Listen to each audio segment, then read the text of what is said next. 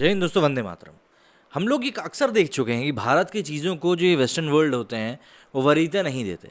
भारत को एक Asian country समझकर उनको तिरस्कार किया जाता है। ये कई सारे मसलों में हम देख चुके हैं। हालांकि प्रधानमंत्री नरेंद्र मोदी के आने के बाद से चीज़ों को जिस प्रकार से विरोध के बाद बदला जाने लगा है, वो एक चीज़ की तरफ इशारा ज़रूर करने लगा है कि जो नया भारत है ये आपसे चीज़ों को नेगोशिएट इस तरीके से कर सकता है कि आपको कहीं ना कहीं अपना फैसला बदलना ही पड़ेगा।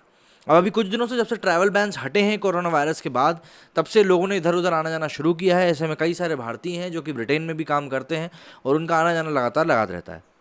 ऐसे में अगर कोई देश ट्रैवल के नाम पर क्वारंटीन के रूल अप्लाई कर दे कि नहीं भैया आपको क्वारंटीन होना ही है 6 दिन, तो कई केसेस में आपका जो काम है उसके ऊपर असर पड़ता ही है। तो अब ऐसे में वो लोग जो कि दोनों डोजेस ले चुके हैं वैक्सीन के, वो इस बात को लेकर सोच रहे थे कि भैया हम तो आश्वस्त हैं कि भाई हमें ये क्वारंटीन नहीं काटना पड़ेगा। लेकिन ब्रिटेन ने अभी एक पॉलिसी के अनुसार कोविशील्ड जो थी उसको मान्यता नहीं दी थी। मतलब अगर आपने कोविशील्ड ली है उसके बाद भी आपको ब्रिटेन आने पर क्वारंटीन का जो समय है उसे काटना ही पड़ेगा। मतलब ये एक तरह से वो होगा कि भाई आपकी जो वैक्सीन है उसको हम मानते ही नहीं है कि वो वैक्सीन है, जिसका कि कई लोगों ने विरोध किया। इसके बाद भारत के जो आलाकमान थे, जो मंत्री हैं, ने उन तक ये आवाज़ पहुंची और उसके बाद भारत ने ब्रिटेन के समकक्ष इस बात को लेकर नाराज़गी जताई। उसके बाद में ब्रिटेन ने अपना ये फैसला बदल दिया है। भारत की कड़ी आपत्ति जताने के बाद ब्रिटेन ने अपनी भेदभावपूर्ण वैक्सीन नीति में बदलाव किया है।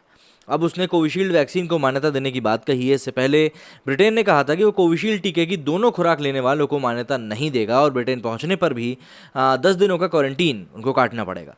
दरअसल यूके में ऑक्सफोर्ड और एस्ट्राजेनेका द्वारा विकसित की गई कोविड-19 वैक्सीन का नाम AZD1222 है। वहीं भारत में इस वैक्सीन को कोविशील्ड के नाम से तैयार किया गया है।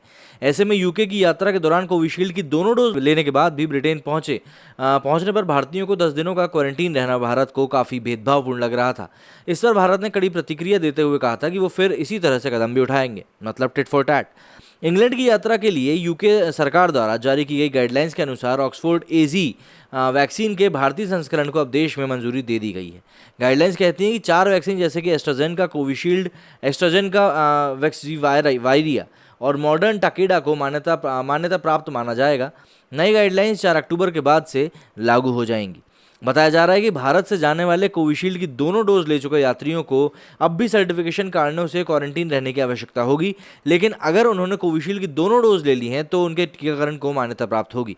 दरअसल ब्रिटेन ने नई गाइडलाइन में उन देशों के नाम लिखे हैं जहां वैक्सीन लगवाने पर उसे मान्यता प्राप्त माना जाएगा। इसमें भारत का नाम नहीं है। ब्रिटेन की ओर से जारी की गई नई यात्रा अपडेट के मुताबिक 4 अक्टूबर को के बाद भी कोई भी पूरी तरह से टीकाकृत के रूप से मान्य होगा यदि उन्होंने यूके, यूरोप, अमेरिका या विदेशों में यूके वैक्सीन प्रोग्राम के तहत ऑक्सफोर्ड या फिर एस्ट्राजेनेका, फाइजर, बायोटेक, मॉडर्ना या जैनसन वैक्सीन की पूरी dose Australia, Antigua, Barbados, Bahrain, Brunei, Canada, Dominic, Israel और कुछ देश और हैं जिनमें अगर उन्होंने वैक्सीन लगवाई हो। इसका मतलब यह है कि यूरोप के अलावा यूके केवल कुछ ही देशों के टीकाकरण को मान्यता देगा।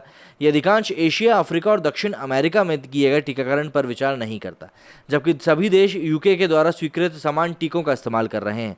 गौरतलब है कि ब्रिटेन ने इससे पहले एस्ट्राजेनेका वैक्सीविरिया को मान्यता देने की बात कही थी, लेकिन एस्ट्राजेनेका के ही फॉर्मूले से भारत में तैयार कोविशील्ड को मान्यता देने से इनकार करते हुए कहा था कि कोविशील्ड वैक्सीन की दोनों डोज लगवाने के बाद भी लोग बिना टीका लगवाए हुए माने जाएंगे।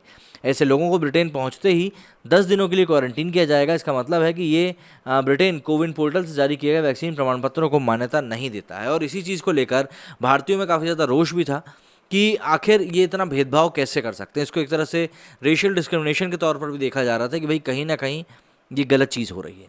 अब इसको लेकर जब भारत सरकार ने कड़ा रुख अख्तियार किया तो ब्रिटेन को झुकना पड़ा और अब इसको मान्यता दे दी गई है। यदि आप लोगों को कुछ कहना तो मुझे कमेंट करके ज़रूर बताइएगा। मेरे इस वीडियो में फिलहाल इतना ही। जय हिंद, जय भारत।